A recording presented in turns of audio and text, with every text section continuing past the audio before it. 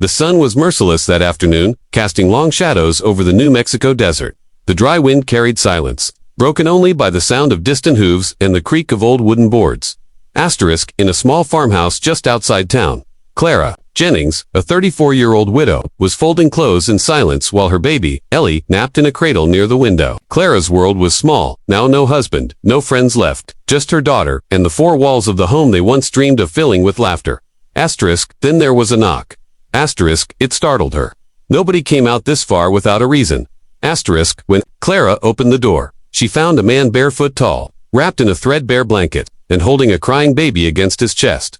Asterisk, he was clearly Apache, his long black hair tied back, skin sun-scorched and dusty. His arms trembled not from fear but exhaustion. Asterisk, please, he said, voice hoarse. She hasn't eaten in days. I have nothing left. Asterisk, asterisk, Clara's instincts battled each other, fear of the unknown man, and a deep maternal pull. When she looked at the crying child, she stepped aside. Come in. Asterisk, inside. She offered water and bread, but the man Tomas only handed her the baby and said, she needs milk. Asterisk, Clara looked at the baby, then at her own daughter, already weaned, but she still produced milk. Her decision was wordless. Asterisk, she took the child in her arms, sat down, and nursed her. Asterisk, Tomas fell to his knees and wept not loudly, but with the deep, shaking grief of someone who'd been holding back pain for too long. Asterisk, asterisk, Tomas explained in fragments. Asterisk, his wife had died giving birth. His village was attacked by raiders masquerading as lawmen. He fled with nothing but his daughter, Luma, wandering for 3 days. He was turned away from every door. Until now, Clara let them stay in the barn that night, but when she saw how Luma clung to her chest the next morning, she brought them inside. Asterisk, Tomas offered to fix the roof. CHOP would repair fencing, and day by day, Clara let him. But they didn't talk much. They didn't need to. Asterisk, asterisk, Clara began to recognize the familiar silence in Tomas, the silence of grief, of guilt, of holding too much pain for too long. She had worn the same silence after her husband died in a car crash the day Ellie was born. Asterisk, each evening, they sat on the porch, side by side but not too close, while their babies slept. Asterisk, one night, Tomas whispered, I used to be a warrior, now I'm just, a man trying not to lose what's left. Asterisk, Clara replied, you're still fighting, that's what matters. Asterisk, he looked at her, not with admiration but respect, the kind you feel when you recognize someone else who's survived. Asterisk, asterisk, the town was small and cruel, with gossip. Asterisk, when they learned a white widow had taken in an Apache warrior, they didn't whisper quietly. Asterisk, one morning, Clara found the words, tribe lover, spray painted across her fence in red. Asterisk, Tomas saw it too. His jaw tightened. I should leave, he said. Clara didn't hesitate. Asterisk, you go. She dies. You stay. Maybe she lives. I don't care what they think. Asterisk, asterisk, weeks later, during a heavy spring storm, a truck pulled up in the mud. Asterisk, 3 men stepped out, one in a sheriff's uniform. They came to arrest Tomas.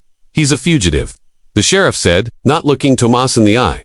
Asterisk, Clara stepped forward, Ellie on her hip, Luma in her arms. Her voice didn't shake. Asterisk, if saving his baby is a crime, take me to... Asterisk, lightning cracked. The world held its breath. Tomas stepped forward slowly, hands behind his back. She's not mine anymore, she's ours. Asterisk, and just as they prepared to arrest him, an old man from town, a retired ranch hand, spoke from behind the crowd. Asterisk, he didn't run from the law, he ran from murderers. I saw it. He saved that child from fire and death. Asterisk, silence.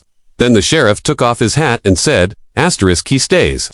Asterisk, asterisk, after that day, the town changed. Slowly. Asterisk, some refused to look Clara in the eye. Others brought gifts, blankets, fresh bread, baby clothes. Asterisk, Tomas repaired the barn roof, then built a second room onto the house. Asterisk, he slept on the floor beside Luma for weeks, never assuming anything. But slowly, Clara moved his blankets closer, to the hearth, then to a cot. Then, one night she asked him to stay near. Asterisk, they never shared a bed. They shared burdens, dreams, and silence. It was enough. Asterisk, asterisk, when Luma took her first steps, it was toward Clara. Asterisk, her first word was mama. Asterisk, Clara wept, holding the girl close, rocking her softly as Tomas stood in the corner, hands shaking, eyes full. Asterisk, later that night, as they watched the children sleep, Tomas finally said it. Asterisk, I want to stay, not just for her, for you. Clara reached out and held his scarred hand. You already are. Asterisk, asterisk, years passed. People forgot why they hated Tomas. He became a helper, a neighbor, a father. Some even came to him for healing rituals, stories, connection to the land. Clara taught Luma and Ellie how to read, how to speak both English and Apache. Tomas taught them how to respect the land, how to build fires, and how to fight only when you must. Together. They raised 2 daughters strong enough to change the world. One evening, Clara and Tomas sat on the porch again, rocking gently as the sunset turned the sky gold. Remember the day you knocked on my door? Clara asked. I remember thinking it was the last day I could try, he said softly. She smiled. It was the first day I started living again. They weren't husband and wife. They were something greater. 2 broken souls who chose love over fear, who chose to feed a hungry child and build a new world from nothing but pain, fire, and milk. Because sometimes, motherhood is not about birth.